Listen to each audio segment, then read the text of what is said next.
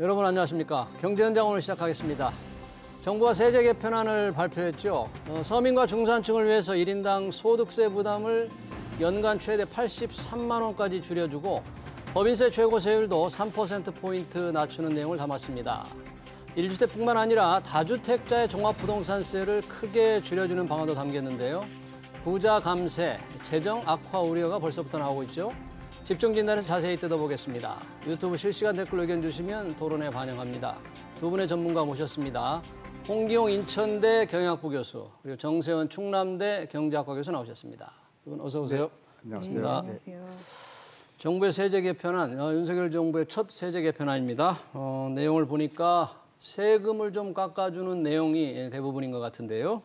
우선 총평을 좀 듣고 싶네요. 홍기용 교수님, 네. 전체적으로 개편안 보시고 어떤 생각이 드셨습니까? 이게 이제 세금 중심의 국가주도 복지보다는 이 감세를 통해서 기업 성장, 기업 살리기에 의한 민간주도 복지를 좀 해보겠다.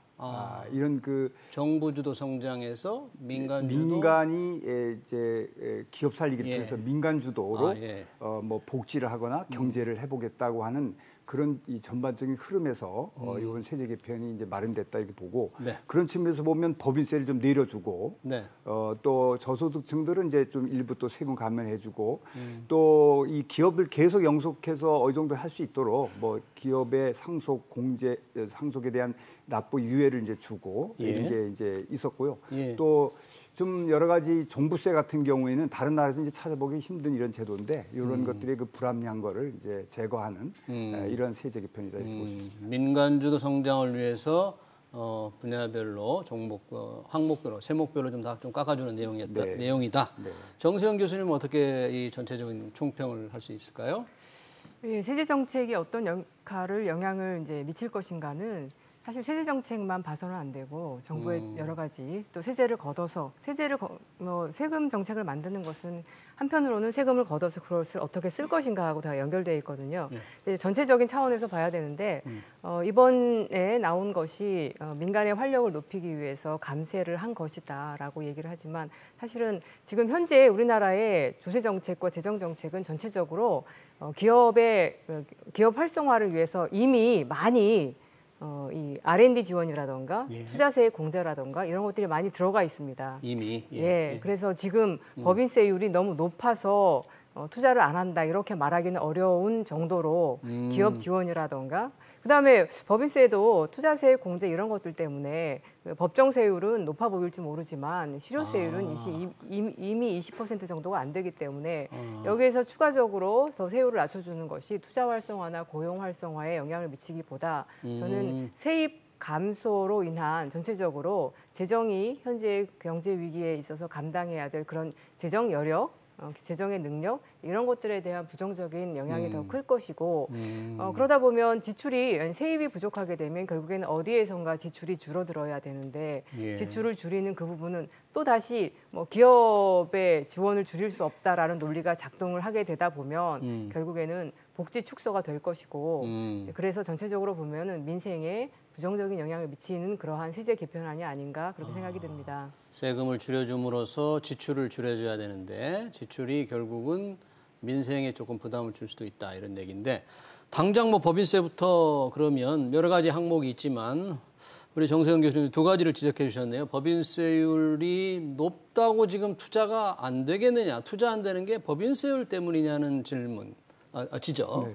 또 하나는 명목세율이 지금 25%인데 최고세율이 실제로 내는 거 다 감면 받고 나면 20%도 안 된다. 실질적인 실효세율이 안 된다. 이런 지적을 해주셨는데 홍 교수님 그러면 이 법인세율부터 우선 이 정부의 취지 바로 이 정 교수님의 지적 이런 것을 어떻게 보십니까? 이 법인세가 그 세율이 왜 이제 중요하냐? 우선 이게 개방 경제 체제를 갖고 있는 우리나라에서의 그런 글로벌 기업을 갖고 있는 나라입니다. 그런 글로벌 기업이 다른 나라에 있는 글로벌 기업과의 여러 가지 비교 가능해야 되는데 조세도 중요한 투자나 여러 가지 주요 핵심적 조세 경쟁을 국제 경쟁을 하고 있는 겁니다. 네. 다른 나라보다 특별한 사유 없이 높게 유지해야 할 이유가 있어야 되는데 네. 그러면 외국인이 한국에 투자를 할 때 자기가 가져갈 목에서 갑자기 세율을 올리면 가져갈 목이 줄어들거든요. 우리가 좀 특별히 높은 편입니까? 다른 나라보다? 지금 제가 아침 보니까 네. 최고 세율로 순서내니까 10위가 됐어요. 5년 전이 20이었는데 최고 세율의 순서가 최고 38위. 세율 등수가 10위. 네, 최고 세율로만 그래요? 가지고 이제 해보니까 순서를 이제 매겨보니 2017년 그 지난 그 문재인 정부가 들어올 때만 해도 20이었는데 네. 요번에 보니까 그 11호 예. 그야말로 중간 이상으로 이제 상위권으로 올라간 겁니다. 그게 예. 다른 정부는 이제 다른 나라는 내려가는데 우리는 이제 올렸지 않습니까? 3%포인트를. 이러다 보니까 이런 현상이 이제 나타났고 그렇게 되면은 투자를 꼭 시술 투자만 있는 게 아니고요. 인적 투자와 물적 투자를 크게 구분을 보면 세금을 안 가져가게 되면 기업이 월급도 더 올려줄 수 있고 고용도 더 할 수 있고 이것도 투자예요. 그리고 그다음에 그 여러 납품을 할 때 후려치지도 않고 세금을 가져가면은 이제 여러 가지 원가를 맞춰줘야 앞으로의 그 세금 후 단기 순이익이 투자자의 관심이 있거든요. 네. 그러니까 이 주주들의 위탁을 받은 경영자는 어찌됐든 간에 주주들이 가져갈 몫을 만들기 위해서 또 판매 가격도 비탄력이 되고 깎아줄 수 있는 거 가지고 깎아주면은 국제 경쟁이 생길 수 있는데 그것도 못하게 되고 따라서 다른 나라도 각국에도 다 그래서 세율을 낮게 유지하는데 뭐가 투자가 안 되느니 뭐 하느니 이게 실증 조사가 실제는 대단히 어려운 부분이죠. 그래서 뭐 실증이 별로 뭐 없는 것 같다니 이렇게 얘기를 하는 것은 좀 국제의 어떤 그 수준에 맞는 조세 경쟁에서 부합하지 않는 얘기지 않겠느냐 하는 측면을 제가 말씀드리겠습니다. 세금도 국가 간의 경쟁이다. 기업이 각 나라에 투자를 하려면 세금도 하나의 변수로 보기 때문에 경쟁인데 세금을 낮춰주면 시설 투자가 좀 늘어날 거라는 기대, 그래서 경제가 활력을 되찾을 것이라는 기대 속에서 정부가 추진하는데 실제 뭐 세금 낮춰줬더니 투자가 별로 안 늘었더라 이런 지적도 많은데 정 교수님 어떻게 생각하세요? 방금 말씀하셨던 것 중에 다른 나라에 비해서 우리나라가 높아졌다. 높아졌다. 그건 제가 바로 전에 말씀드렸던 명목세율, 법정세율의 기준에서는 그러한데 중요한 것은 이제 실효세율인 거죠. 실효세율로는 안 그렇다. 비과세 감면 이런 것들을 많이 주기 때문에 법정세율은 최고세율이 25% 혹은 뭐 지방세까지 하면은 더 높다 이렇게 27.5% 이렇게 얘기하지만 그래서 기재부가 이렇게 계산을 해서 추산을 해서 보면은 실효세율은 20%가 안 된다. 는 것을 제가 다시 한번 말씀드리고요.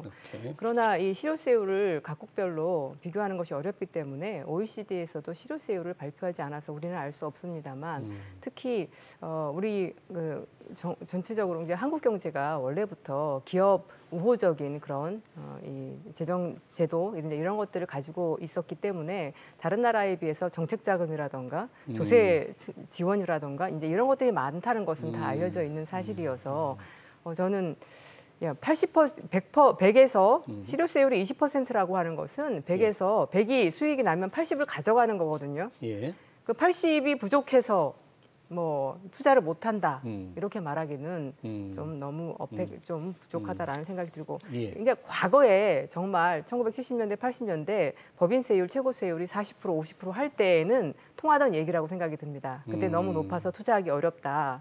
그리고 그때는 자금 시장이 발전하지 않았기 때문에 수익이 나지 않으면 투자하기도 어려웠어요. 그러나 지금은 법인세율이 한참 내려왔고 그리고 비전이라던가 기술이라던가 이런 것들이 있다라고 하면 얼마든지 투자를 받을 수 있는 그런 환경이기 때문에 과거처럼 그렇게 법인세율 때문에 투자 못하겠다 이런 얘기하는 거는 너무 저는 말이 안 된다라고 생각하고 아까 말씀하신 뭐 이렇게 법인세율을 낮춰주면은 뭐 고용도 창출하고 이제 그런데 지금의 문제는 뭐냐면요 투자라고 하는 것이 거의 로봇화 자동화 투자가 많습니다.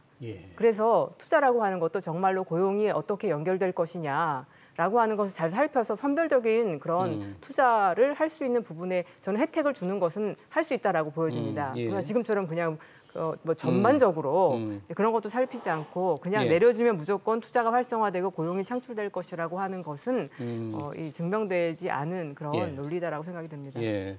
그동안에 법인세를 좀 낮춰야 투자도 늘고 소비도 늘고 그래서 성장을 이룰 수 있는 이른바 낙수 효과가 이제 좀 있을 것이라고 그러는데 네. 뭐 그렇지 않을 것이라는 반론도 만만치는 않네요. 뭐 지금 그게 보니까. 딱 부러지게 낙수 효과 계산하기가 어려우니까 논문들도 많지 않고 또 예. 요새 최근에는 뭐 또 중요한 그 기관들은 이제 낙수 효과 있다고 나오기도 합니다. 근데 예. 제가 이렇게 보니까 2008년도에 이명박 정권 때 3%포인트를 내렸는데 MB 정부 때 최고 세율을 예, 그때도 내렸죠. 25%에서 22%로 내렸죠. 낮춘 거죠. 네, 그때 GDP 성장률이 3%였어요. 예. 그런데 2년 후에 보니까 6.8로 올랐는데 물론 그때 글로벌 경제 금융이기 때문에 그 반등하는 그런 효과도 있었지만 그때 그 세계 평균과 OECD 평균의 2배로 더 많이 이 갭을 늘린 걸 보면 예. 우리가 그 선제적으로 예. 세금을 깎아줘서 기업 활동을 높여서 상당히 그 GDP 성장을 방어하고 다른 데는요 그 당시에는 이 미국이나 일본 이런 데는 마이너스 성장이 왔었어요. 글로벌 그 금융 때. 당시에요? 네. 네. 근데 우리는 마이너스까지 안 가고 예. 버틸 수 있는 건 그 전에 벌써 세율을 깎아줘서 이런 그 도움이 되지 않았나 이렇게 저는 보고 있고요. 예.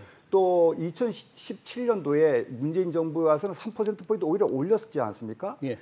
그랬더니 코로나 오기 이전에 2년 후 2019년에는 그 GDP 성장률이 3%에서 2%로 내려갔어요. 그걸 보면 그 다른 나라의 그 세계 평균에 보면 더 이제 붙어버린 거예요. 그러니까 말하자면 이명박 정부 때는 다른 나라에 비해서 더 많은 GDP 성장률이 더 올라왔고, 성장을 이뤘고, 네, 우리가 법인세를 올렸을 때는 오히려 축소가 됐다는 것은 우리나라가 네.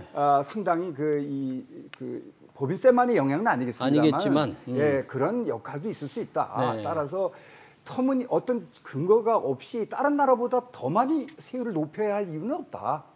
최소한도 다른 나라만큼은 따라가 줄 필요가 있다 하는 면에서 보면 네. 그동안에 20에서 10위권까지 올릴 정도 것은 아니었다. 그래서 이거를 좀 내려줄 필요가 있다 이렇게 보고 있습니다. 네. 성세율 인하와 성장의 인과관계를 찾을 수는 없지만 결과적으로 그렇게 됐다는 주장이시고 또 굳이 왜 다른 나라보다 높이느냐 그거에 대해서 우리 정세훈 교수님은 실효세율이 낮다는데 굳이 명목세율과 가지고 계속 고집하느냐 뭐 그런 지적이신데요. 하나 추가로 말씀드리면 우리는 그 R&D 같은데 예. 투자 이런 데에 예. 이번 세액 공제나 이런 비과세 감면, 그러니까 실효세율을 낮추는 그런 걸 많이 주잖아요. 그러면서 동시에 이 재정 지출로도 많이 줘요.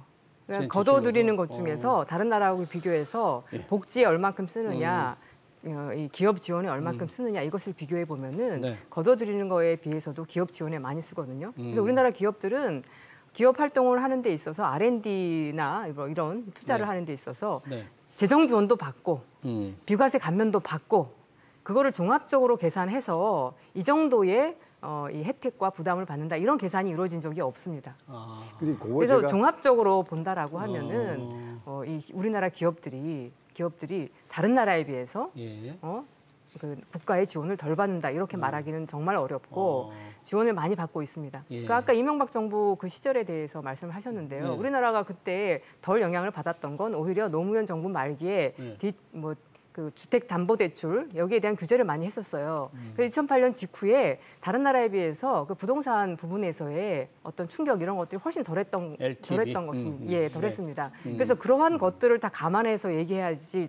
그러면 좀 더 보충하겠습니다. 그때에 2008년도에 예. 그 법인세가 35조 정도였었습니다. 2년 후에 49조까지 올라갔어요. 법인세. 네, 법인세 세수가 오히려 그 세금을 깎아줬는데 2008년에 2008년에 세수가 법인세가 35조였는데 네. 근데 2년 후에 49조까지 올라갑니다. 2010년에는 49조예요? 오히려 법인세율이 내려가면 세수가 줄어들어야 되잖아요. 보통 사람들 그렇게 생각할 거 아닙니까? 세율을 내려줬으니까 네. 세수가 줄어 법인세가 덜 거칠 거다. 네, 세율을 근데 낮췄으니까. 세수가 더 늘어났어요. 그건 말하자면 그 기업에 돈을 많이 벌어왔다는 뜻이죠. 소득이 그렇죠. 높아져야지 세금이 더 내는 거니까. 그래서 아주 대폭 늘었는데 저번에 2017년에는 오히려 세율을 올렸는데 그 다음 2년 보니까 70조에서 72조, 2조만 오른 거예요. 그러니까 영 그 세금이 더 거치지 않았다는 뜻이죠. 예. 그래서 저는 GDP나 이런 거는 다양한 그 원인에 의해서 있겠죠. 뭐 예. 세금만 넣겠지만 세수로 보면 거꾸로 형성이 됐다는 거예요. 세금을 깎아줬더니 세수가 더 늘고 세율을 올렸더니 세수가 안 늘더라는 겁니다. 그래서 이거는 막 우리가 그리고 실효세율은요. 우리나라가 당연히 비과세 감면을 빼면 실효세율이 적죠. 명목보다. 근데 문제는 다른 나라하고 비교해서 얘기를 해야 됩니다. 다른 나라에 자료가 없어요. 통계가 없다는 거예요. 없죠. 그러니까 그걸 당연히 우리가 낮다 못다는 절대 생각이지.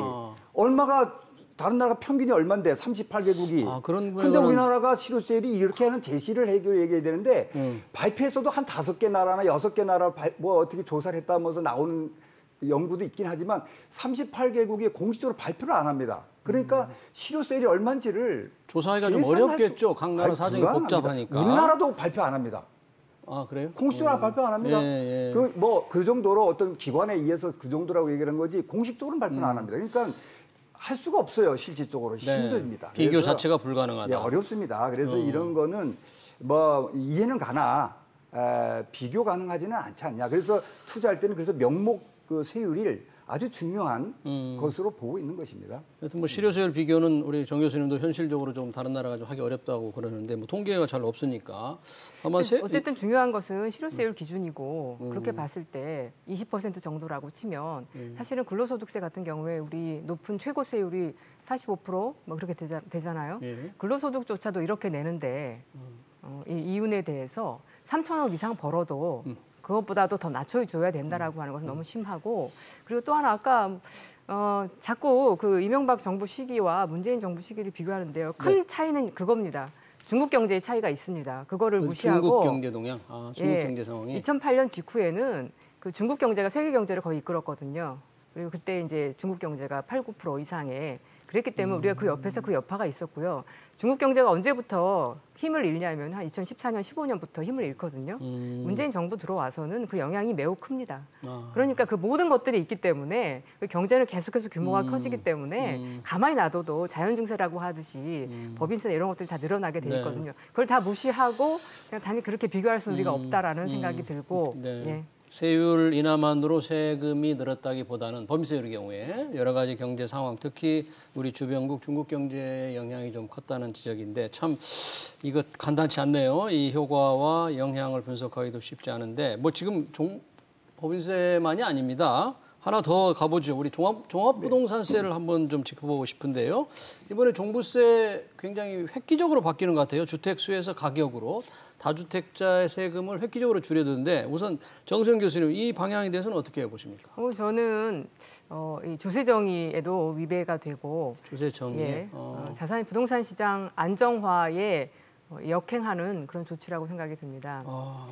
뭐 문재인 정부가 부동산 규제를 세게 해서 부동산 시장이 불안정해졌다라고 얘기를 하지만 저로서는 거꾸로 제대로 된 타이밍에 제대로 된 적절한 강도의 규제를 하지 못하고 좀 뒷북치기나 이런 것들 했기 때문에 오히려 투기를 잡지 못하고 부동산 시장이 불안정해졌다고 생각이 들거든요.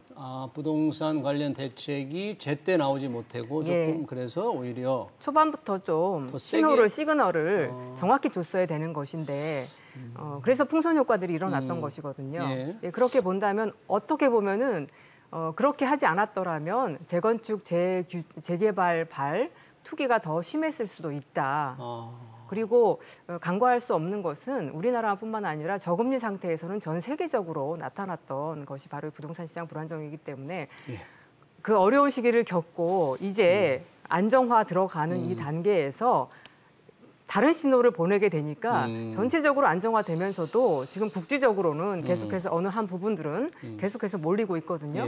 저는 그래서 조세 정의에도 당연히 위배가 되고 그리고 안정에도 역행하고 만약에 진짜 실거주자, 실수요자를 위한 대책을 강구한다라고 하면 저는 실보유가 아니라 실거주자들 그리고 적정 규모에 대해서는 부담을 낮춰줘야 되겠지만 갭투기까지 용인하는 그런 식의 전체적으로 뭐 상관없이 실거주나 이런 거 상관없이 부동산 보유세 부담을 완화시켜주는 것은 장기적으로 봤을 때 부동산 시장 안정화에 역행할 것이라고 생각합니다. 예, 다주택자 중과 폐지에 대해서는 조세정의 위배된다.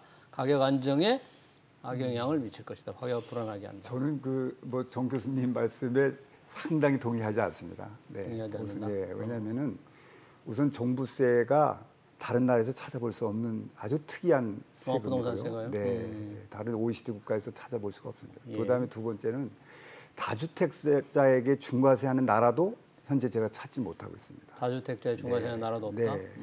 왜냐하면 다주택자라는 것이 되면 바로 이 전월세에 있는 임대차 시장에 직결되기 때문에 그 서민에게 악영향을 미치는 거예요. 그래서 이번에 세 번째로 지적하는 거는 종부세를 징벌적으로 과세를 하다 보니까 거래 절벽이 돼서 궁극적으로 집값이 올라서 서민이 아주 힘들게 된 정말 살 수 없는 상황을 만들어 놓은 겁니다. 예. 그래서 조세 정의에 부합하는 거예요. 없애는 게. 오히려. 예. 네, 이 조세가 왜곡돼 가지고 서민을 더 어렵게 한 거예요. 집값도 올리고 전월세 시장도 올렸 그런 아주 이 못된 세금이 된 겁니다. 그래서 네. 전 세계도 찾아보기도 어려운 이 세금으로 징벌적으로 세상의 최고 7.2% 보유 손익에다가 내고 7.2? 최고 6%가 아니에요? 최고는 농어촌 투표세가 또 붙어가지고요. 7.2입니다.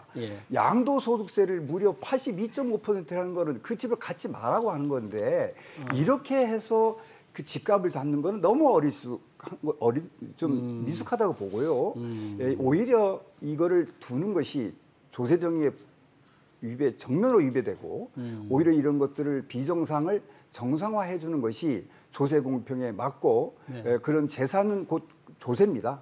그 사람이 재산을 그 사람이 가져가서 어떤 이 가격이나 모든 것들이 이 소득 재분배가 되면 되는데 그게 아니라서 저는 이거는 비정상의 세금을 정상화됐다. 저는 그렇게 보고 있는 것입니다. 비정상의 정상화다. 조세 정의에 위배된다. 이 종부세 다주택자 중과 폐지. 이것도 상당한 갈등과 이견이 있네요. 종부세 말씀을 하시다가 갑자기 양도세 80%를 말씀하셔서 좀 뻥 뛰셨는데요.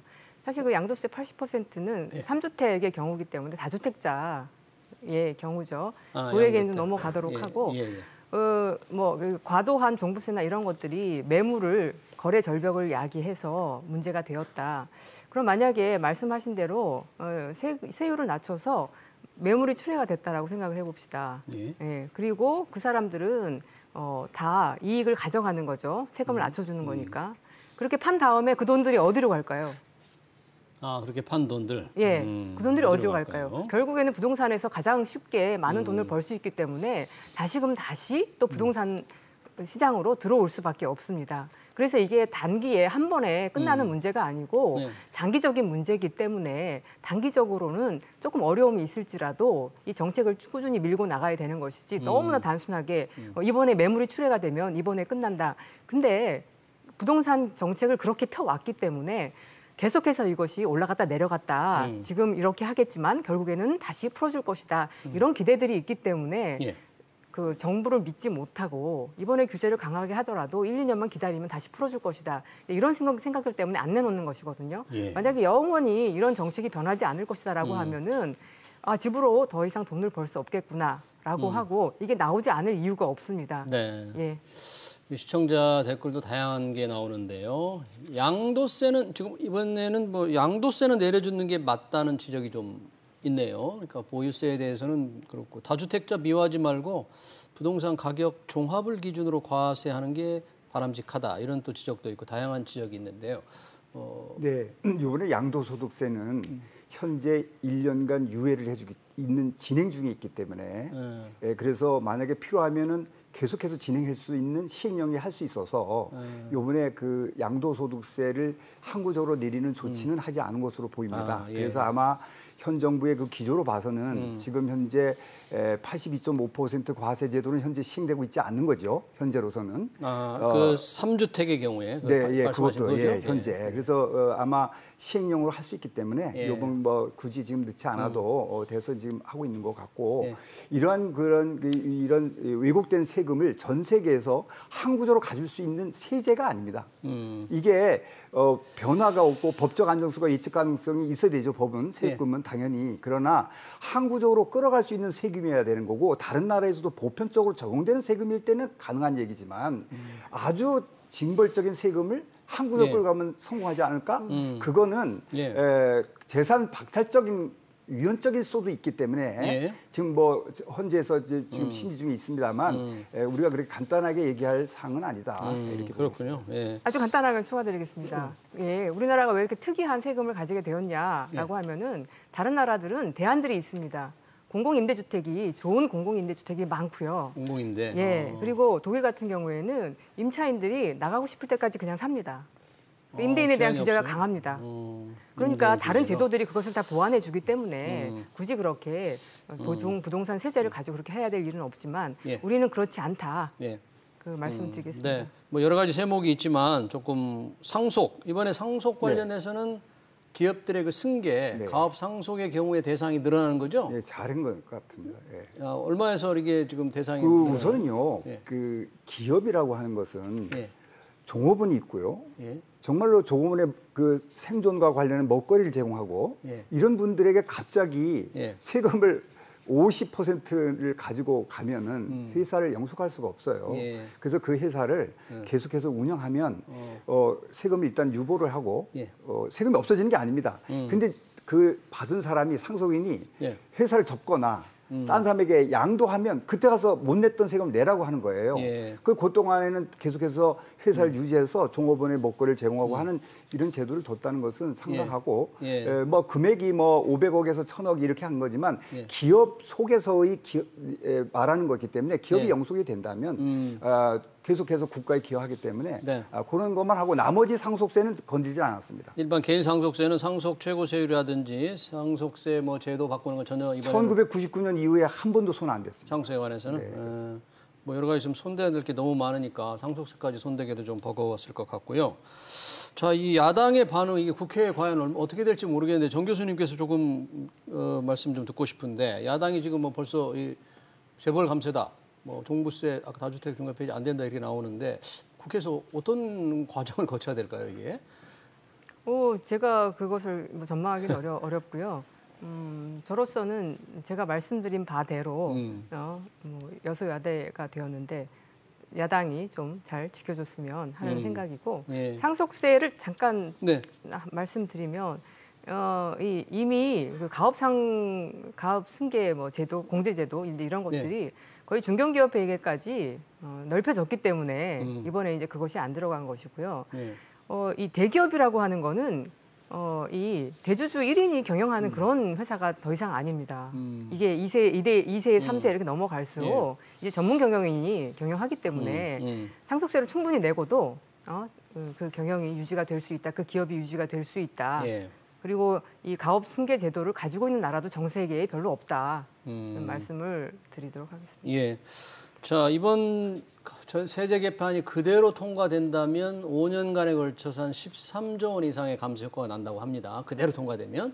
이 정도 되면 어떻습니까? 재정에 뭐 충분히 감당 가능합니까? 아니면 소득이 좀 세금이 줄어드니까 쓰는 돈이 줄어서 이 여러 지출, 복지 지출 같은 게 좀 타격이 있을까요? 올해 그 국세 예산이 343조입니다.